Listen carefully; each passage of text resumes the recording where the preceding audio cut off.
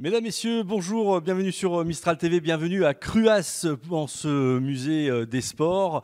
Musée des sports eh bien, qui a été construit, réalisé, façonné par Jean-Luc Hall qui est ici avec moi. Bonjour Jean-Luc, comment vas-tu? Bonjour, ça va très bien. Je suis très heureux de vous recevoir au musée, dans le temple du sport ardéchois. Dans le temple du sport ardéchois. Alors voilà, j'aimerais bien un petit peu que tu nous parles de ce temple-là. Qu'est-ce qui t'est passé par la tête pour créer un tel projet, Jean-Luc? Eh bien, écoutez, donc moi j'étais sportif, bien sûr, j'étais en lutte, sportif de haut niveau. À un moment donné, je savais que la carrière allait s'arrêter, donc aux alentours de 86-87, j'ai eu cette idée qui m'a traversé l'esprit de créer un musée pour être toujours en contact avec les sportifs et le mouvement sportif. Donc, étant donné que j'avais énormément de contacts avec différentes disciplines, différents champions de, de- de tout bord, on va dire, je leur ai demandé s'ils pouvaient me donner un objet. Donc, 1, 2, 3, 4, et ainsi de suite. C'est parti comme ça. Et à partir de là, j'en ai fait part à la mairie. Et la mairie m'a dit, il n'y a aucun problème, tu prends le troisième étage du Centre Clair, donc un autre bâtiment qui était sur la commune de Cruas, et tu crées le musée, tu commences. Ils m'ont acheté des vitrines, j'avais 60 mètres carrés, donc ici il y en a 260, donc avec 60 mètres carrés, j'ai commencé. C'était en quelle année, rappelle-nous? Alors, en 87, j'ai mis ça en place en 88, officiellement ça a été ouvert en 89. En sachant qu'en 89, quand ça a été ouvert, il y a énormément de grands champions olympiques, champions du monde ou autres, de toutes disciplines qui sont venus. Et même, nous avons eu la visite officielle de la ministre des Sports, Marie-Georges Buffet. Donc ça a été quelque chose de merveilleux. Incroyable, incroyable ce souvenir en tous les cas que tu as dû conserver. Qu'est-ce qui va, des souvenirs que tu détiens de ce musée, qu'est-ce qui t'a marqué le plus finalement sur des venues comme ça de sportifs de haut niveau, peut-être des hommes politiques, des femmes politiques. Qu'est-ce qui t'a séduit finalement? Mais déjà, rester en contact avec les sportifs, puis alors des rencontres extraordinaires, des rencontres que j'ai eues, comme je vous disais tout à l'heure, avec Louis Chaillot, un des plus grands, des plus vieux sportifs. Je veux dire, il a fait les Jeux de 32 à Los Angeles, donc champion olympique en 36 à Berlin. Donc un monsieur comme ça, par contre, a pu m'expliquer ce qu'il a ressenti lors des Jeux olympiques de 36 à Berlin, lorsque Hitler est rentré sur le stade. Donc voilà, ça c'était du direct que j'avais avec lui. Et c'est un monsieur qui est venu 6 fois à Cruas, au musée, s'imprégner de ça. Donc j'ai commencé avec ça. Alors des rencontres énormes, hein, avec tout un tas de grands champions qui sont venus. Ça paraît même incroyable, parce que des Marielle Guacel, des Angelo Parisi, des Manu Amoros, j'en passe, et j'en oublie. Et ensuite, comme vous disiez donc dans la question, des hommes politiques qui sont venus, bien sûr, puisqu'il y en a, que ce soit des présidents du conseil départementaux, des sénateurs, des sénatrices, ministres qui sont passés au musée. Donc voilà, c'est une vitrine qui fait que, qui véhicule bien. 36, Berlin. Le monsieur te raconte en tous les cas son émotion concernant la rentrée du Führer dans ce stade de Berlin. Et qu'est-ce qui se passe après? Alors, qu'est-ce qui se passe après? Alors, donc, moi, déjà, qui me l'explique comme ça en direct, j'en avais la chair de poule, parce que c'est quelque chose qui a touché le monde entier, notamment les sportifs qui étaient présents dans ce stade. Mais simplement, en me l'expliquant lui, il m'a fait passer Son émotion? cette émotion-là. Et ce monsieur que j'ai eu le bonheur de rencontrer même chez lui en direct, et puis ensuite qui est venu à Cruas, il y a une histoire énorme autour de ce cadre, ce vieux cadre de vélo. C'est un vieux cadre de vélo, mais il faut savoir que ce cadre de vélo a été champion olympique et ensuite il a fait les Jeux de Berlin. Voilà, c'est quelque chose pour moi de très émouvant et de très sympathique. Je crois que sur ce que tu nous expliquais, sur ce que tu m'expliquais, quand le Führer est arrivé, il y avait un silence de cathédrale dans ce stade de Berlin. Voilà, alors ça c'est ce qui m'a touché le plus, c'est que un homme a commencé, donc le Führer, qui rentrait dans le stade. Tous les athlètes étaient donc toutes les délégations étaient mises en place et ça a été le silence total. C'est ce qui est incroyable. Une personne, des milliers de personnes, plus un bruit, rien du tout. Ouais, c'est incroyable. En tout cas, c'est marquant et on connaît la suite de l'histoire. Jean-Luc, moi, ce que je te propose, c'est qu'on fasse un petit peu le tour ici de ce qu'il y a de plus beau au niveau du sport dans notre région. Et encore un grand merci d'avoir eu cette initiative-là parce que grâce à toi, eh bien, ce sont des sportifs du monde entier, enfin, en tous les cas de France et de Navarre aussi, qui eh bien, vivent ici à travers ce musée, dans ce sport. Et vraiment, un grand merci parce qu'on a vraiment besoin d'avoir, en tous les cas, cette représentation du sport ici à Cruas. Oui, mais c'est effectivement. Alors moi, étant donné que c'est ma passion, je veux dire, j'ai voulu rester dans ce mouvement de sport. C'est pour ça que je fais partie du comité olympique. Je veux dire, voilà, il y a différentes choses qui font que je suis toujours dans le mouvement sportif. Entraîneur de lutte, bien sûr, puisque ça, en tant que lutteur, je ne peux pas lâcher ça. On va en parler. Mais donc voilà, c'est quelque chose qui pour moi, est très important et ça fait partie du patrimoine sportif. C'est surtout ça. Et oui, le fameux patrimoine sportif. Ok, écoute Jean-Luc, allons-y, allons voir un petit peu ce musée, on a hâte de découvrir toutes ces choses de ces sportifs. Hein. En tout cas, c'est gentil de votre part d'être présent donc, à Cruas et au musée des sports. Alors, je peux le dire de toute manière, hein, c'est des personnes qu'on se connaissait et puis d'avoir fait cette proposition de venir donc, dans le temple du sport, au musée des sports de Cruas, c'est quelque chose d'extraordinaire. Et donc ça tombe bien parce qu'on peut faire un enchaînement. Donc, excuse-moi, c'est vrai. Donc voilà, ça, c'est une dédicace de Jess Owen. Ça paraît incroyable. En 1960, aux Jeux Olympiques de Rome, mon papa était donc juge-arbitre officiel pour l'athlétisme. Donc, le jeune avait 17 ans, il a mené son fils. Son fils en question était en VIP donc dans les tribunes. Et à un moment donné, il avait le programme dans les mains de l'athlétisme. Et à un moment donné, il voit arriver à côté de lui Jess Owen.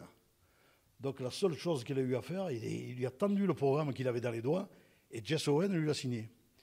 Et quelques années après, il m'a contacté en me demandant si ça me faisait plaisir de le recevoir au musée. Donc j'ai reçu ça. C'est quelque chose d'extraordinaire. Ça, c'est une pièce magnifique. On va évidemment aller vers un stand, alors je ne sais pas si on appelle ça un stand, en tous les cas, vers une exposition, vers une vitrine plus précisément, qui te tient extrêmement à cœur et qui nous tient aussi à cœur parce que c'est aussi grâce à ça que ce musée existe, c'est ta passion pour eh bien, la lutte. La lutte qui a été un petit peu eh bien, ton sport de prédilection pour lequel tu as été champion. Tout a commencé bien sûr, bon, très jeune, j'ai commencé à faire de la lutte. Même je dirais que par rapport aux jeunes que j'entraîne maintenant, j'ai des jeunes qui commencent beaucoup plus tôt. Moi, malheureusement, c'était comme ça. Mes parents m'y ont envoyé un peu plus tard. Donc j'ai commencé la lutte à 13 ans. Pour moi, c'était un peu tard, mais c'était comme ça. Donc j'ai commencé à 13 ans, mais de suite, c'était certainement la discipline qui me convenait parce que ça a fonctionné de suite. Donc 13 ans, j'attaque la lutte. Je suis qualifié pour mes premiers championnats de France avec mon mentor qui était Daniel Robin, double vice-champion olympique, et qui faisait partie de la même délégation que moi, donc Dauphiné-Savoie. Et nous voilà partis donc avec la sélection à Brest. J'avais 13 ans, c'était mes premières sélections, et donc tout est parti de là. Ça a été un plaisir énorme, et depuis 69, je n'ai jamais arrêté. J'ai été athlète, ensuite j'ai été entraîneur, je suis toujours entraîneur, voilà, c'est ma passion. Et cette passion m'a forgé un caractère que j'avais besoin. Chose que je peux faire avec certains enfants qui, bien souvent, qui n'ont pas confiance en eux ou autres. Jean-Luc, mais dis-nous, tu as été champion de France. C'est quoi une émotion lorsqu'on atteint ce titre-là ? Ben déjà, c'est une émotion. C'est monter sur le podium quand on est un champion de France. Bon, ensuite, il y a plus haut, bien sûr. Mais moi, déjà, c'était déjà pas mal parce que un petit lutteur de Cruas, donc dans l'Ardèche, par rapport à des gros cylindrés comme des gros clubs qui étaient Lyon, Paris ou l'ASM, voilà. Et se frotter à des sportifs qui avaient beaucoup plus d'entraînement que ce que j'avais moi à Cruas, j'avais une petite fierté et puis j'étais heureux pour mon entraîneur aussi. Il y avait un résultat qui était là, qui était au bout. Donc voilà, c'est quelque chose c'est un bonheur énorme. C'est un bonheur énorme et puis que j'ai essayé de retransmettre par la suite aux petits jeunes que j'entraîne, puisqu'on a eu beaucoup de résultats au niveau des championnats de France aussi. Tu entraînes où aujourd'hui les petits jeunes ? Donc j'entraîne à Cruas, j'entraîne 3 fois par semaine, donc le club de Cruas. Et ça marche très très bien. Bon, Jean-Luc, nous sommes à Cruas, nous sommes en Ardèche. La Drôme Ardèche est quand même bien représentée ici au niveau du sport. On a des champions olympiques qui sont derrière là, avec des maillots de prestige. Explique-nous un petit peu tout ça là. Ah oui, c'est vraiment les têtes de gondole quand on rentre dans le musée des sports. C'est ce que j'ai tenu donc à faire et à présenter. Donc le premier que nous avons eu, c'est en 2004, donc Benoît Péchier qui a été champion olympique donc à Athènes. Le hasard a fait qu'il a eu le numéro 7 sur le dossard. Ce n'était pas un choix. C'est le hasard qui a fait la chose. Donc moi j'étais en bord de bassin. Ça c'est quelque chose d'extraordinaire parce que j'étais en bord de bassin avec Claude Péchier, son papa. Donc quand là, il a fait une course fluide et tout, ça a été remarquable. Donc champion olympique sur le grand écran et tout. Son papa Claude était aux anges, comme on peut le penser. Et on était au bord du bassin. Benoît était encore dans le bateau quand il m'a dit, écoute, Jean-Luc, mon dossard chasuble ira au musée des sports. Vous voyez, à Athènes, le berceau des Jeux Olympiques en plus, c'est quand même quelque chose d'extraordinaire. Premier champion olympique ardéchois. Ensuite, nous avons eu, bien sûr, Amandine Leno, au hand, qui a été donc vice-championne olympique et qui a été championne olympique. Donc c'est pour ça qu'elle est passée en tête. Et, bien sûr, la star de l'athlétisme mondial, qui est Kevin Meyer, donc deux titres de vice-champion olympique. Il faut espérer qu'à Paris, il puisse obtenir le seul titre qui lui manque, c'est le titre de champion olympique, parce qu'il a tout le reste. Et donc voilà, donc Kevin Meyer. Alors, Drôme Ardéchois, Dromois, Ardéchois, ça c'est bien sûr, s'il avait moins de titres, il ne se battrait pas comme ça, mais là chacun veut. Il faut savoir que Kevin Meyer, donc quand il a commencé, bien sûr il était à Tain-Tournon, donc le club c'est Drôme Ardèche, ça c'est sûr. Mais par contre, il a fait partie du club Sport Ardèche, c'est-à-dire le regroupement des sportifs de haut niveau du département, dont j'étais vice-président. Donc voilà le pourquoi on dit Ardéchois, parce qu'il faisait partie, avec Amandine Leno, Benoît Péchier, du club Sport Ardèche, les sportifs de haut niveau du département. Ensuite, sa carrière a évolué, donc voilà. En tous les cas, c'est incroyable d'avoir des athlètes à ce niveau-là de la compétition, pouvant représenter en tous les cas l'Ardèche, la Drôme aussi, mais l'Ardèche surtout, puisque nous sommes à Cruas, et on se le rappelle. Jean-Luc, si on parle sport, évidemment, on ne peut pas ne pas parler en tous les cas des Jeux Olympiques de l'année prochaine. Et puis, donc on voit évidemment une belle tour Eiffel qui représente Paris 2024, et donc ça fait bien partie du musée des sports de Cruas. Mais par contre, tu tiens un objet dans ta main pour lequel il nous faut un brin d'explication. C'est vraiment symbolique. C'est symbolique pour la bonne raison, c'est que la torche, c'est la torche du centenaire des Jeux Olympiques. Cette torche du centenaire des Jeux Olympiques, 1896, les Jeux Olympiques modernes, et 1996, Atlanta, dont nous avions Delphine Combe, l'Ardéchoise, qui avait couru avec en relais en athlétisme. Mais donc voilà, 100 ans, et une torche a été mise en place et offerte aux sportifs qui avaient été médaillés entre les deux Olympiades, bien sûr. Ils n'y étaient pas tous, hein, on peut le comprendre. Mais donc, Daniel Robin, mon mentor, mon entraîneur, mon ami, qui est ici derrière nous, c'est Daniel Robin, donc, qui était à l'Athènes. Et à Athènes, ils lui ont offert donc cette torche. Malheureusement, Daniel est décédé il y a 5 ans. Alexis Robin, qui vit au Canada, puisque Daniel s'était retiré au Canada depuis 1976, depuis les Jeux. Donc son fils m'a vraiment touché parce qu'il m'a dit, si tu veux, je t'offre la torche qui avait été offerte à mon père et je te l'envoie. Donc il me l'a envoyé du Canada. Donc c'est un objet merveilleux, un objet symbolique qui représente vraiment l'olympisme. Incroyable, c'est vraiment un objet, on voit, hein, si on peut approcher peut-être un petit peu la caméra, on a les anneaux olympiques, on a effectivement des inscriptions qui sont indiquées, qui sont d'ailleurs des inscriptions de 1996, Jean-Luc, et pas que, hein, on a aussi, de 1896 jusqu'à 1996, donc effectivement. Ouais, c'est ça. Donc voilà, tous les Jeux olympiques qui ont eu lieu entre ces deux dates, 1896-1996. Un superbe. Merveilleux, symbolique, comme je l'ai dit. Hein. Voilà. Mais surtout chargé d'amitié, parce que voilà, il y avait quelque chose qui était énorme avec Daniel. Hein. La dernière fois que je l'ai vu, c'était justement, vous voyez, comme je vais faire une liaison. Parce que la dernière fois que je l'ai vu, c'était une surprise qu'il m'a fait. Je ne le savais absolument pas. J'étais sur le champ de Mars pour la médaille de Kevin Meyer. Et j'ai vu arriver Daniel. Donc après, j'ai pu présenter Kevin à Daniel. Ça a été un moment immense. Et en fin de compte, j'ai su par la suite, alors le soir on a dîné ensemble avec Daniel, et j'ai su par la suite que, après son décès, qu'il était revenu en France, il avait fait la tournée de sa famille, la tournée de ses amis, et puis ensuite il est décédé. Il est parti.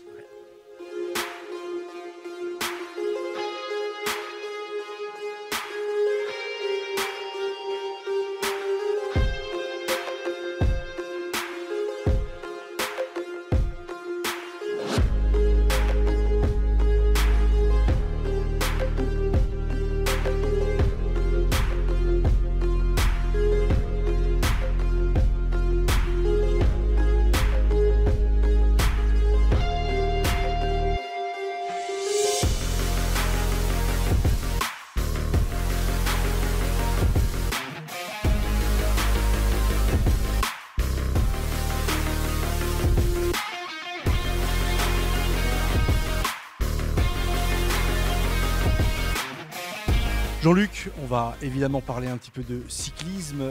Il y a un grand champion qui est Luis Ocaña. Hein, voilà. Je crois que tu as une belle histoire à nous raconter de ce super champion. C'est une très belle histoire avec Luis Ocaña. Avec Luis Ocaña et Lilian Camberbero. Quelle liaison il y a. Donc, la Voulte, champion de France en 70. On connaît bien le stade. On est des fervents. Battendier-Lucoviac. On est des fervents du rugby. Et donc voilà, Luis Ocaña a offert le vélo à Lilian Camberbero quand la Voulte a été champion de France. Lilian, très heureux, bien sûr, de la part d'un champion comme Luis Ocaña. Et donc voilà, il a gardé chez lui quelque temps. Est-ce qu'il a fait du vélo? Je pense qu'il a dû faire le vélo, le tour du quartier, Lilian, parce que je ne pense pas que c'était un cycliste. Mais bon, il avait quand même le vélo.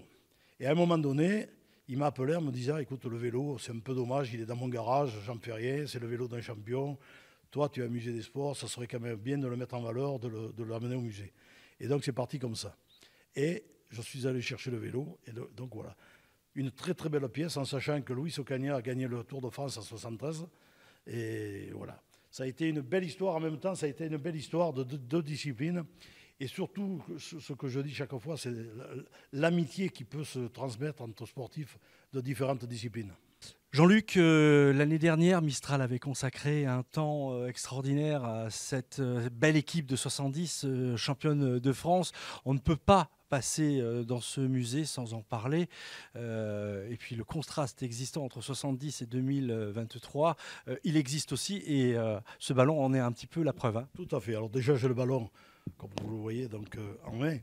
En avant-première, il m'a été offert par les sénateurs donc, de l'Ardèche. Donc Mathieu Darnaud et Anne Ventalon.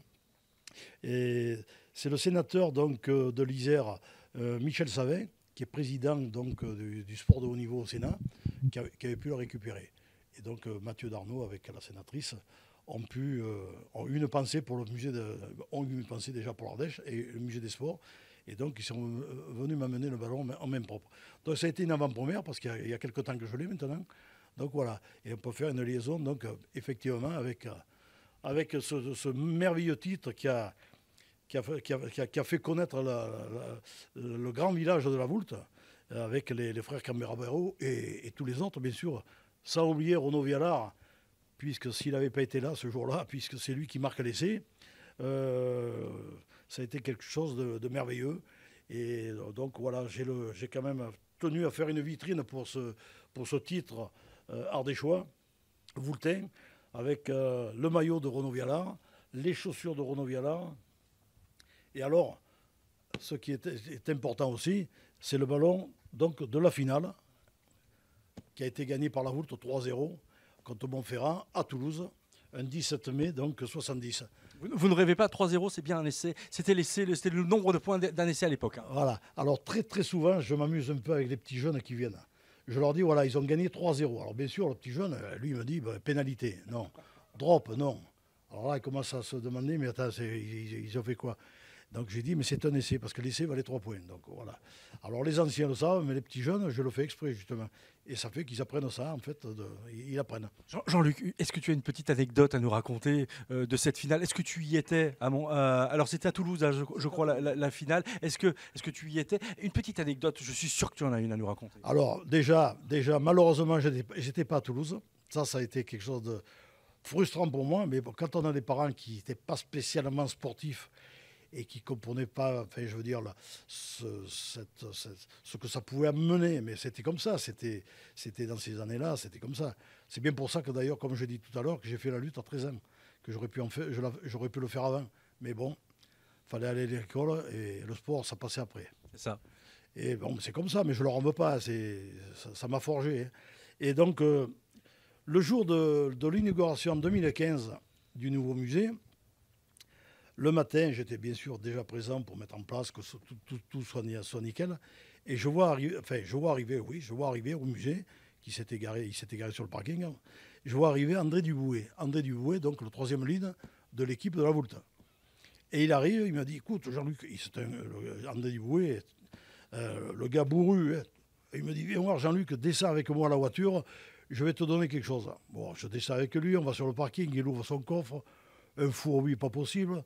Il me sort ce cadre là, qui était en travers dans le coffre. Il me sort ça. Et puis il me dit, maintenant, je vais te donner quelque chose. Il y a 45 ans que les Voultains le cherchent. Il me dit, tiens le ballon. C'est-à-dire le ballon. À la fin du match à Toulouse, le ballon lui est arrivé dans les doigts. Donc lui, bien sûr, la foule est arrivée sur le terrain. Lui, hop, il a envoyé le ballon à son frère qui était dans les tribunes. Le frère l'a conservé. Et il l'a conservé 45 ans. Et donc, il m'a donné le ballon. Alors, les Voultains le savent tous, ils ne m'en veulent pas. Ils savent très bien qu'il y a un musée des sports à Cruas. Il pourrait très bien être le lieu qu'on connaît, donc à la Voulte. À la mairie, peut-être. La mairie, maintenant qu'il y a le bouclier, ou alors dans la salle d'honneur de la Voulte. Mais bon, non, personne ne me l'a demandé. C'est vrai qu'effectivement. Et le jour de l'inauguration, où il y avait, comme je le disais tout à l'heure, énormément de grands sportifs, et puis Nelson Montfort qui était là pour chapeauter cette journée, et ben, j'ai pu remettre le ballon 45 ans après dans les mains de Renaud Vialard. Incroyable. Et Renaud Vialard était très très ému. Et les journalistes, comme vous l'êtes, les journalistes ont été friands de ça. Ils sont venus vraiment prendre Renaud Vialard avec le ballon 45 ans après. Alors ce jour-là, il y avait Guy, bien sûr, puisque Liliane n'était plus là. Il y avait Guy. Et il y avait Renaud Vialard. Alors regardez le reportage qui a été fait par Mistral TV l'année dernière et on retrouve Renaud Vialard interviewé par Olivier Rouzet, me semble-t-il. Ah, Olivier Rouzet. Alors ça me fait plaisir que tu m'en parles parce que tu sais très bien qu'on a joué ensemble. Eh oui. On était 3e ligne tous les deux et ça a été des moments merveilleux. Et je fais un petit clin d'œil à Olivier parce que j'ai vu quelques reportages où c'est lui qui interviewe. Bah, mais ça me fait plaisir parce que jamais je me serais attendu à ce qu'il fasse ce genre de choses. Est-ce que ça te remémore un peu des souvenirs qui remontent à la surface? C'est ce que j'allais dire, je suis content de revoir ce rappel de cette finale, de ce retour même de finale, voir ce monde comme ça. Là, ouais. Est-ce que pour toi les images sont encore proches ou c'est lointain? Bon, l'image de mon essai, elle reste présente tout le temps, mais bon, après il y a des phases de jeu qui commencent à être lointaines parce que j'ai pas spécialement regardé la finale. Jean-Luc, on ne peut pas ne pas parler d'automobile, de voitures, de courses en tous les cas. En Ardèche, au vu des routes qui sont quand même assez mythiques dans ce département, et je vois que la représentation du rallye, des voitures de sport est quand même bien représentée ici dans le musée. Oui, effectivement. Donc l'Ardèche qui a été bien représentée au niveau du Monte-Carlo, c'est même dommage qu'on n'ait plus ce genre de choses dans nos routes ardéchoises. On l'a encore avec le rallye historique, mais bon, ce qui aurait été superbe, c'est que réellement le rallye Monte-Carlo repasse par nos routes ardéchoises où il y avait des spéciales qui étaient inoubliables. Même les plus grands pilotes rêvent de l'Ardèche avec Andraig, avec le Moulinon, avec Burzet ou autres. Voilà, c'est quelque chose d'extraordinaire. Alors en trègue, on peut un petit peu en parler parce que je crois que tu as un accoutrement là vert qui appartient à un célèbre monsieur qui s'appelle Monsieur Joigny-Yves. Alors voilà, Yves Joigny, bien sûr, qui avait fait donc qui a eu ce plaisir de rencontres avec des grands pilotes, et à un moment donné, il a eu le bonheur de faire plusieurs Monte-Carlo, donc en tant que pilote et en tant que copilote, notamment avec Andruet, le grand pilote. Et donc ça, c'est réellement le blouson qu'il avait avec Jean-Claude Andruet. Jean-Claude Andruet avait le même, bien sûr. C'était en 1975. Donc voilà. Et puis bon, Yves, maintenant, on connaît ce qu'il a fait par la suite sur Antaïg. C'est un coin merveilleux. Et puis en plus de ça, il a un petit musée sur le sport automobile qui est très, très agréable à visiter. Oui, et Yves Joigny a écrit un petit livre qui s'appelle La Remise, me semble-t-il. D'ailleurs, je vous invite à aller voir un petit peu ce livre-là parce que c'est un très bel écrit avec des belles anecdotes. Oui, un livre très, très, très, très superbe, je veux dire, de belles photos, un écrit qui est merveilleux. Ça retrace la vie de la remise, ça retrace la vie de Yves. Il me l'a bien sûr offert pour le musée des sports, puisque Yves est un charmant bonhomme, un ami, c'est vraiment quelqu'un de formidable.